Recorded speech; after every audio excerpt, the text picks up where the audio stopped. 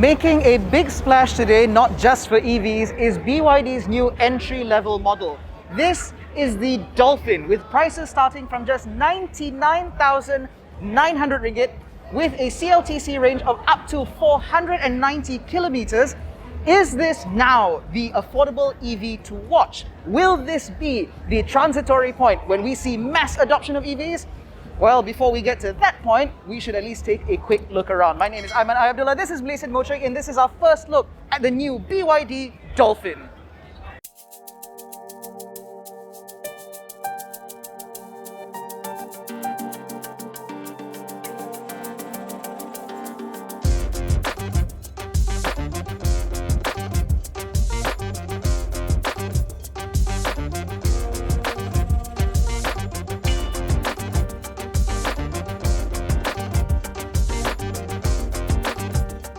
Now, the BYD Dolphin is available in Malaysia in two grades, which is the dynamic standard range and the premium long range.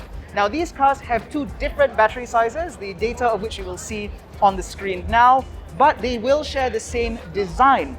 Now, what's very clear is we are not getting the Chinese market vehicle. Instead, we're getting the export version. And so the overall length of the car has been extended ever so slightly, so there's slightly better crash protection in the front. But aside from that, this Dolphin does cut a very striking look. You have the BYD grille up front, you have the expected light bar all the way across. You can see the little dimple here for the 360-degree camera, and overall the front end of this car certainly looks rather good. Down the side, it is very similar to the Atto 3 in the sense that it looks dynamic, it looks interesting, but it doesn't offend. Nothing here is overly remarkable. However, I would like to note that this premium model does come with color-coded alloy wheels, which I think are rather cool.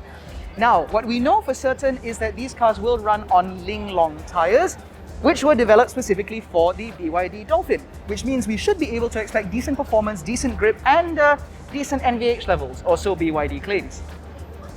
And the interior also expresses that same kind of restraint, although if you look closely, there are some rather exorbitant details, but we'll get to that in a moment. Overall, the interior of most of these cars will be rather somber because the majority of the interior color options are going to be grey and black, like the one you see here. However, if you get a premium model with the blue and grey, if I recall correctly, you also get a blue and grey interior, which will be a little bit brighter should you want it. Now again, this interior is a little bit more conventional compared to what we saw from the Atto 3, which means you get normal air vents here, but at least you still get the rotating touchscreen if you think that's interesting. You still get the floating center console, again with more storage space down here. The cup holders are a little smaller, but the most remarkable part, for me at least, is the fact that all the buttons and switches do feel rather nice to use. Everything feels clicky and well engineered.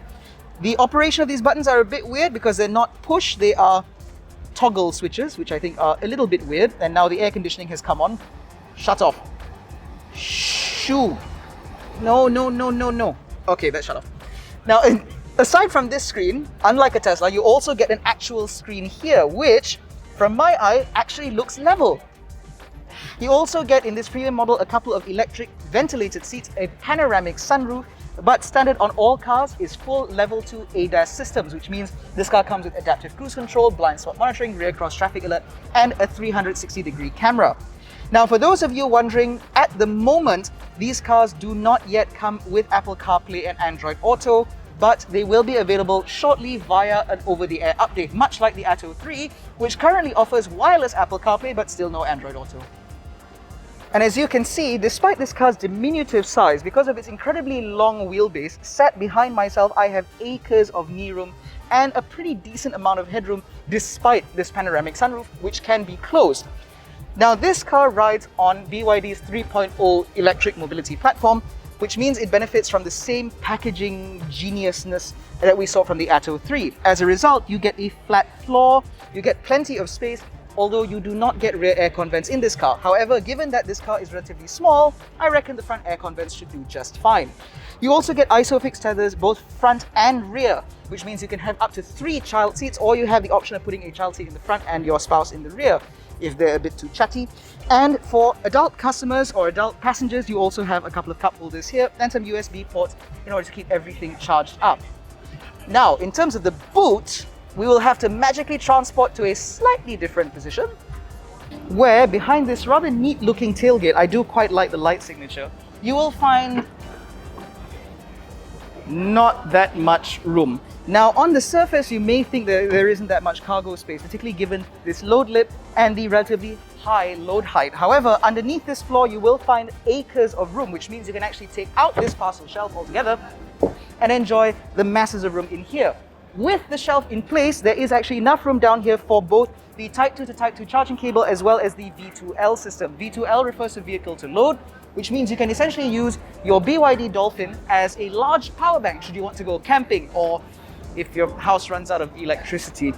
The slightly annoying thing is that despite this car being a BYD, where you would expect a lot of nice electronic gizmos, the boot is manual. Now, some people will have issue with that and then they'll install electric struts and void the warranty. But personally, I quite like the fact that this is manual because it's a lot easier to open and close it because I don't have to wait for the damn thing. Now, this is the standard range model. This is the one that starts from 99,900 ringgit. And as you can see, it doesn't look like a base model, does it? Although you will note that it has a single tone exterior color and slightly smaller wheels. Now, all BYDs will come as standard with a 6-year, 150,000 kilometer warranty, replete with an 8-year warranty for the battery unit. There are also now servicing plans for BYD available from Sime Darby, which means that you will be able to spec those up when you purchase the car and bundle them into the loan.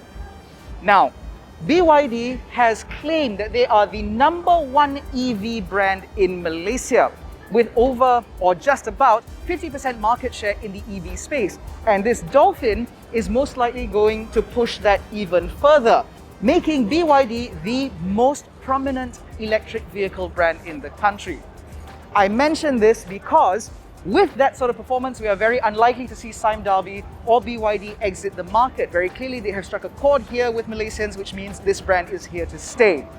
Now, the big question is, at this price, will the BYD Dolphin be able to sway buyers away from internal combustion engine vehicles? Because at this price, it is not only going up against other EVs like the Aura Good Cat, but it will also compete against vehicles like the Proton X50, Honda HR-V, and in fact the WR-V, as well as several other vehicles within this segment. So, if you were on the market for a Honda HR-V or the like, would you get one of these instead, or at the very least consider it? Let us know in the comment section below.